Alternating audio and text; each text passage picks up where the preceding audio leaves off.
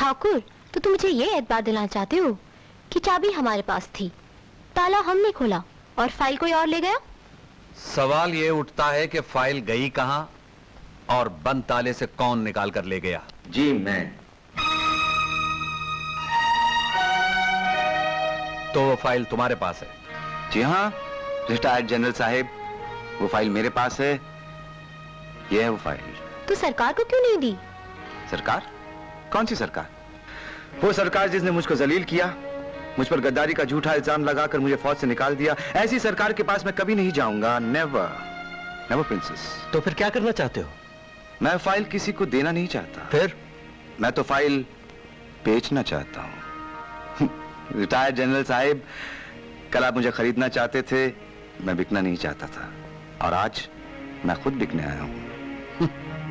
File तुम्हारे हाथ में है और हम 3 हैं और तीनों के हाथों में पिस्तौल है। फाइल खरीदे क्यों? मारकर छीन क्यों न ले? जनरल साहब, आप लोगों में अब वो बात नहीं रही, और ना ही मैं वो पहले वाला सीधा सादा अमर हूं। और आपकी जानकारी के लिए ये फाइल भी नकली है। तो फिर मुआवजे की बात कर लें। क्या लोगे? यही कोई 25 लाख और स्पाई रिंग की मेंबरशिप एंड नो बार्गेनिंग। इस हाथ दाम दो, इस हाथ फाइल लो। बोलिए मंजूर है? प्रिंसेस, रिंग मास्टर को फोन कर ले।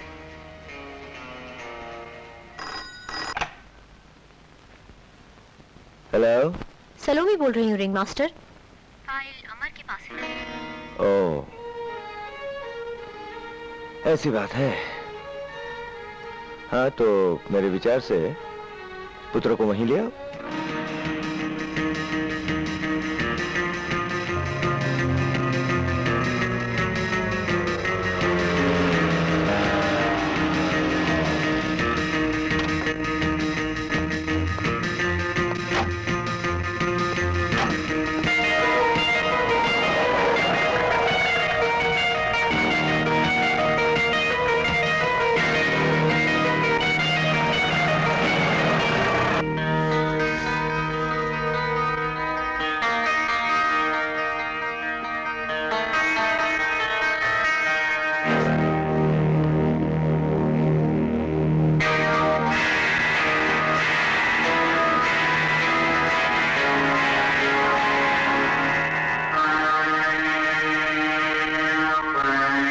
क्यों?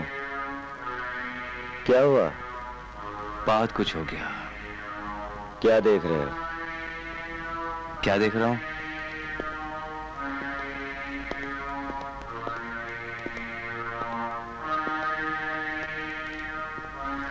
आजादी की जंग का एक नया रूप देख रहा हूं। मुझे यहां देखकर आश्चर्य तो जरूर हुआ होगा पुत्र। नहीं अंकल, मैंने आश्चर्य करना छोड़ दिया है। इतनी छोटी सी जिंदगी में आदमी कितना आश्चर्य करेगा। आश्चर्य तो मेरे पिताजी को होगा, जो आपको बहुत ईमानदार समझते हैं। पुत्र, जिन दिनों में तुम्हारे पिताजी मुझे जाना करते थे, मैं ईमानदार ही था। स्वतंत्रता की लड़ाई मैंने लड़ी ईमानदारी से। वो युद्ध मैंने जीता ईमानदारी से, और ईमानदारी से जीने का इरादा भी था। परंतु स्वतंत्रता प्राप्ति के बाद मैंने देखा लोग अपने बलिदानों की कीमतें वसूल करने लगे। मैंने देखा गांधी टोपी सुकड़ गई है, छोटी हो गई है, और छोटे छोटे सरों पर फिट आ रही है। इसलिए मैंने भी अपना सर छोटा कर लिया और बड़ा आदमी बन गया। पुत्र, इस देश में आदमी ईमानदारी से शहीद तो बन सकता है, अमीर नहीं बन सकता। इसलिए जिंदगी के साथ समझौता करना सीख लो। समझौता करना ना सीखा होता अंकल तो यहां आता ही क्यों? आपने सही फरमाया। ईमानदारी से आदमी शहीद तो बन सकता है, लेकिन अमीर नहीं बन सकता। अंकल, मैंने भी फैसला कर लिया है कि शहीद बनने की बजाय मैं भी आप ही की तरह अमीर बन जाऊं। गुड, निकालो वो फाइल। अंकल, अगर मुझे मालूम होता कि रिंग लीडर आप हैं, तो फाइल मैं आपको घर पे ही दे देता। एनीवे, ये रही file. Good. Sparring speaking over.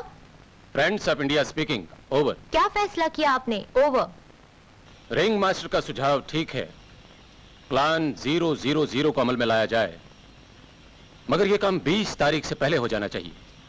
Over and all.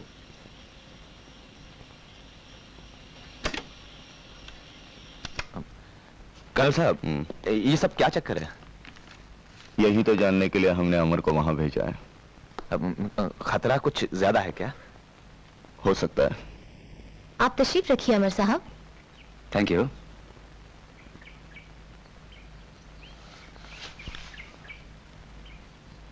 Mister अमर, जी।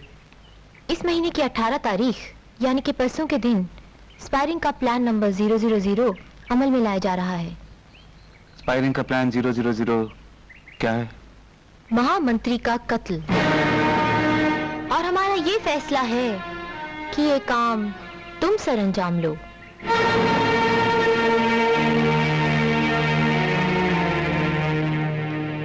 हाथ पांव फूल गए क्या? हाँ? हाथ पाँव क्यों फूलने लगे? मैं तो कभी भी किसी को भी मार सकता हूँ।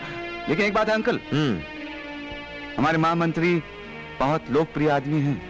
पुत्र, हम और हमारे विदेशी मित्र ये नहीं चाहते कि देश की बागडोर किसी लोकप्रिय आदमी के हाथ में हो। लेकिन अंकल, इससे देश में बगावत भी हो सकती है। जब हुकूमतें बदलती हैं पुत्र, तो बगावतें होती हैं। सोच लो, इन लोगों के इरादे बहुत खतरनाक हैं। अच्छा वो मैं आ गया। क्या सोच रहे हो पुत्र? हमारे स्पायरिंग में सोचने की इजाजत नहीं दी जाती। या तो हुक्म की तामील हो, नहीं तो नहीं पुत्री, हम अपने भेज जाने वालों को जिंदा नहीं छोड़ सकते। मेरे देश और मेरे अवाम, मुझे माफ करना। मैं अमर कुमार वल्द श्री राम कुमार कसम खाता हूं कि मैं महामंत्री को मार दूंगा। शाबाश पुत्र, शाबाश। कब, कहां और कैसे मारना होगा, ये तुमको प्रिंसेस बता देंगी। Let's go princess.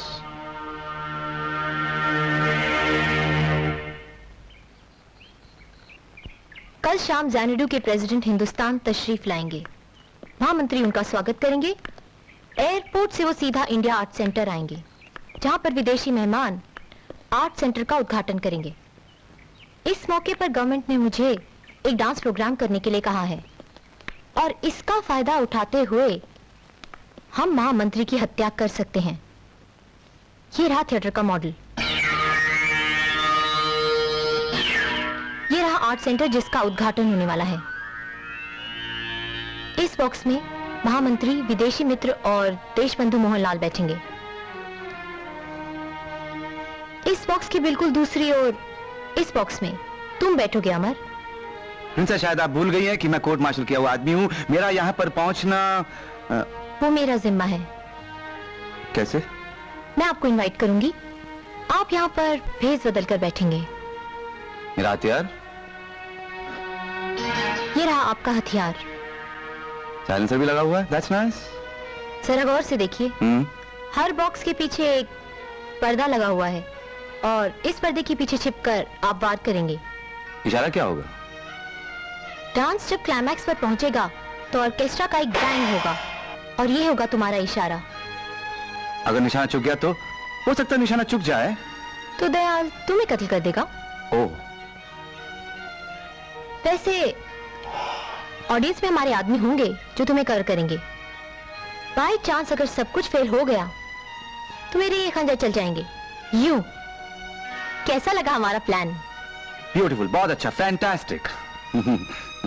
चलिए मैं आपका कमरा दिखा दूं। हाँ चलिए, पिस्टल ले लीजिए। आइए, ये रहा आपका कमरा, आराम फरमाइए। Thank you. अमर जी? एक दोस्त की हैसियत से कहूंगी, यहाँ से भागने की कोशिश मत करना। नेवर। हमारे कुत्ते बड़े खूंखार हैं, और हमारे गार्ड्स गोली चलाने में कंजूसी नहीं करेंगे, यही कहना चाहती हो ना? स्मार्ट। बाय। बाय।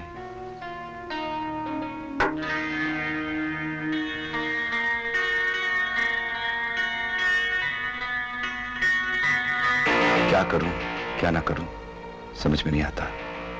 सैयदी साहब तक पहुंचना बहुत जरूरी है, ना किया तो गजब हो जाएगा, सब बर्बाद हो जाएगा।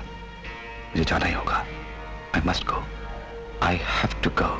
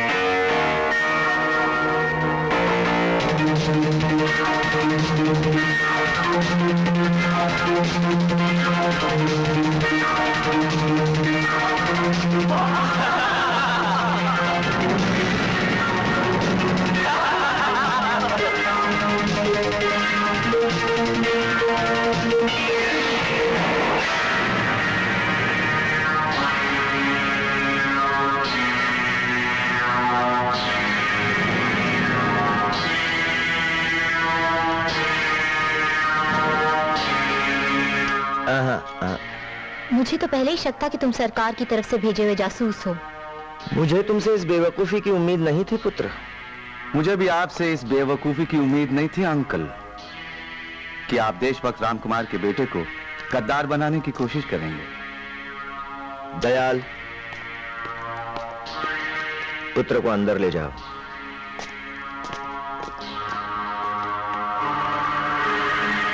मूर्ख।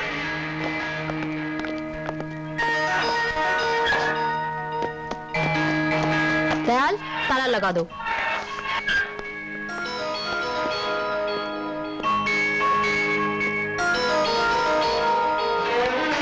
कर्नल साहब, अमर की क्या खबर? मुझे बहुत घबराहट हो रही है। जरूर वो किसी मुसीबत में फंसा होगा, है ना? कर्नल साहब, अमर है कहाँ? देखिए, हम सब उसके बारे में बहुत परेशान हैं। प्लीज कुछ बताइए। अगर अमर को कुछ हो गया तो मैं आपको कभी माफ नहीं करूंगी। आपने उसे मौत के मुंह में धकेला है। आप कुछ बोलते क्यों नहीं? आप चुप क्यों हैं? कर्नल साहब, कर्नल साहब, अल्लाह खैर करे। अमर खैरी से तो है ना? जिस रास्ते पे अमर चल रहा है उसमें खतरा तो लाजमी है, लेकिन इस वक्त वो कहाँ है, क्या कर रहा है, मुझे भी नहीं मालूम। मैं तो बस आप लोगों की तरह दुआ कर सकता हूँ कि वो सलामत लौट आए। कर्नल साहब, आपके पास सबूत है। मैं आपसे फिर कहता हूं कि आप उस स्पायरिंग को गिरफ्तार करें। और अमर को मर जाने दूं? नहीं।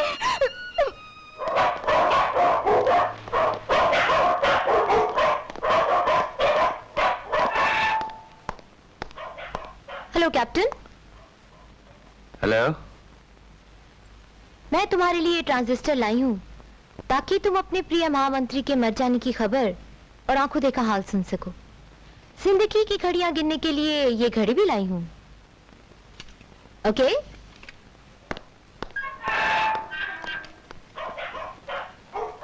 दयाल, जो काम अमर ने करना था अब वो काम तुम करोगे।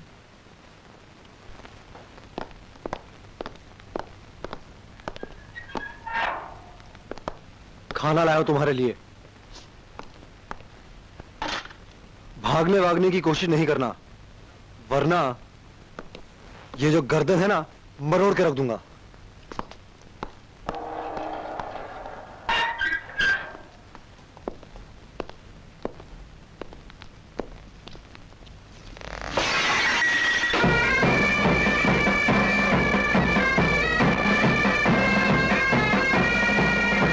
महामंत्री ताजा हिंदुस्तानी फूलों की माला लिए मेहमान की तरफ जा रहे हैं। उन्होंने मेहमान को माला पहनाई और अब खुशामदीद। गले मिल रहे हैं। विदेशी राजदूतों और केंद्रीय मंत्रियों से मिलने के बाद शेख सईद बिन वलीद अब तीनों सेनाओं के गार्ड ऑफ ऑनर का परीक्षण कर रहे हैं।